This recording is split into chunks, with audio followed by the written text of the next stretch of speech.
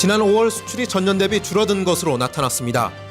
공휴일이 많은 탓에 조업일이 줄어 수출이 감소했다는 분석입니다.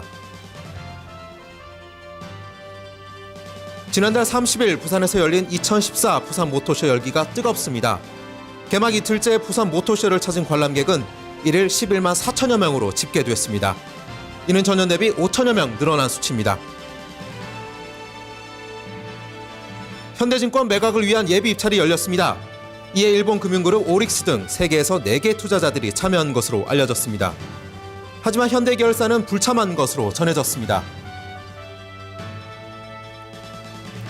뉴스통 어플리케이션을 통해서 뉴스토마토의 주요 뉴스 살펴보겠습니다. 첫 소식입니다. 지난달 수출이 감소한 것으로 나타났습니다.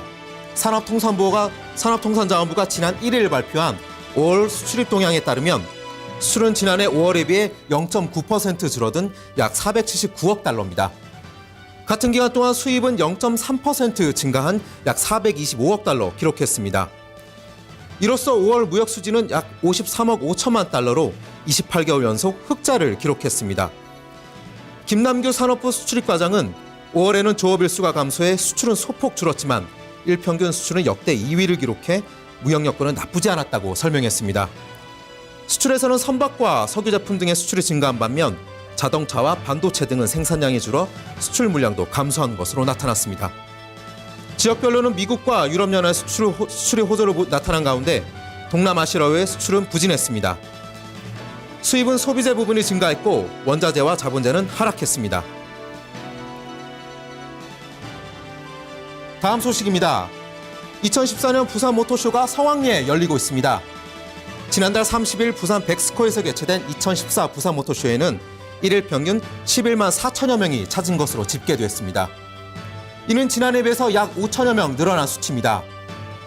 올해 부산 모토쇼는 지난달 30일 프레스데이를 시작으로 오늘 8일까지 11일간 개최됩니다. 이번 모토쇼에는 22개 브랜드가 참여해 총 211대의 자동차가 관람객들을 만납니다.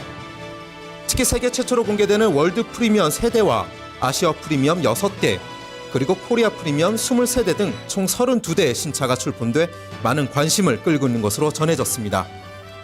또 향후 완성차의 신차 디자인을 가늠할 수 있는 컨셉트카도 선보였습니다.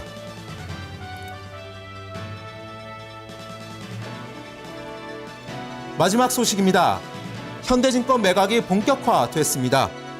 금융투자업계에 따르면 지난달 30일 현대증권 매각 예비 입찰 참가사를 모집한 결과 약 3개에서 4개 투자자들이 참가했습니다.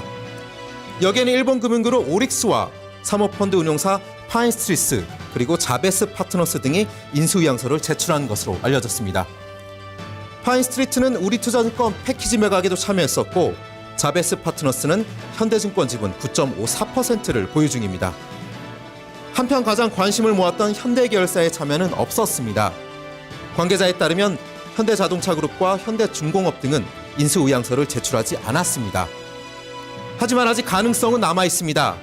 산업은행은 인수의향서를 제출하지 않았어도 인수에 관심 있는 투자자들에게 추가로 인수의향서를 받을 예정입니다. 지금까지 뉴스통 어플리케이션을 통해서 뉴스토마토의 주요 뉴스 살펴봤습니다.